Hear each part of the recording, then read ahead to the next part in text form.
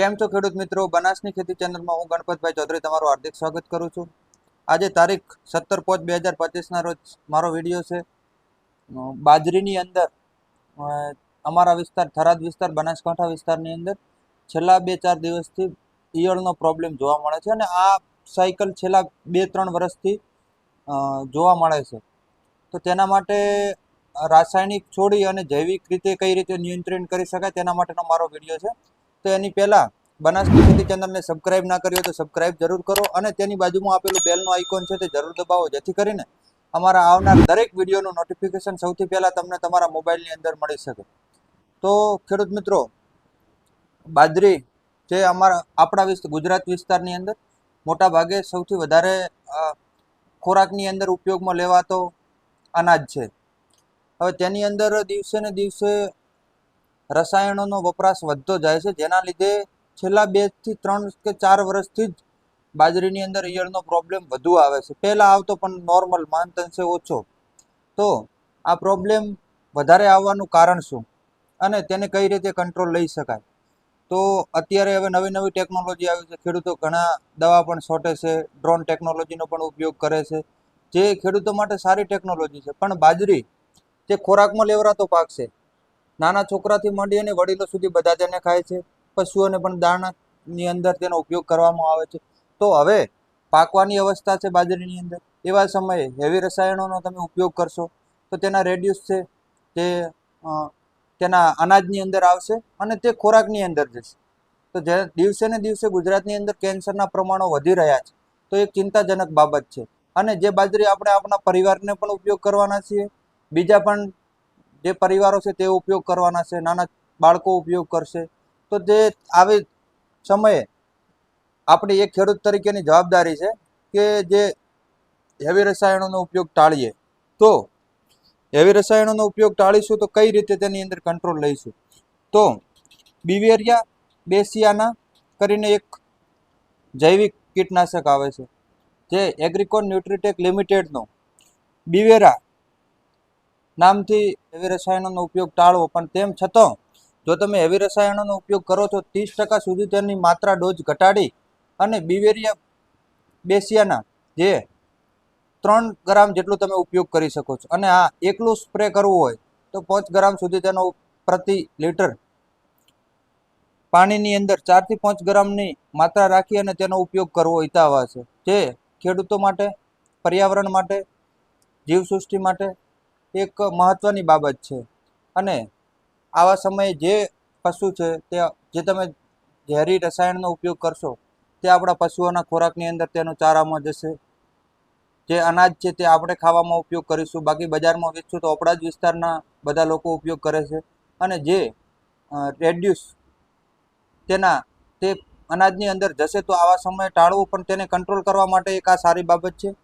તમે 30 થી 40% સુધી જે દવા સ્પ્રે કરવાનો છે તેનો ઉપયોગ ઘટાડી અને 2 થી 3 ગ્રામ જેટલું તમે બિવેરાનો ઉપયોગ કરો.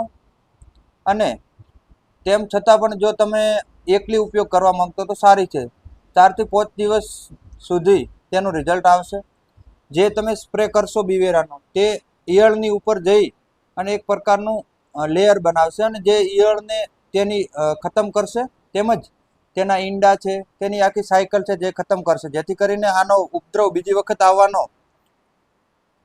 શક્યતા ઓછી રહે છે. જે તમે રસાયણોનો ઉપયોગ કરશો તો તેના ઈંડા ઉપર અને તેની સાયકલ ઉપર અસર નહીં કરે, તો ફરી પણ એટેક આવવાની સંભાવના છે. તો આપ આશા રાખું છું કે આ બાબતે યોગ્ય નિર્ણય કરશો. તો હવે કઈ રીતે તે કામ કરશે અને તેની ભલામણ શું છે?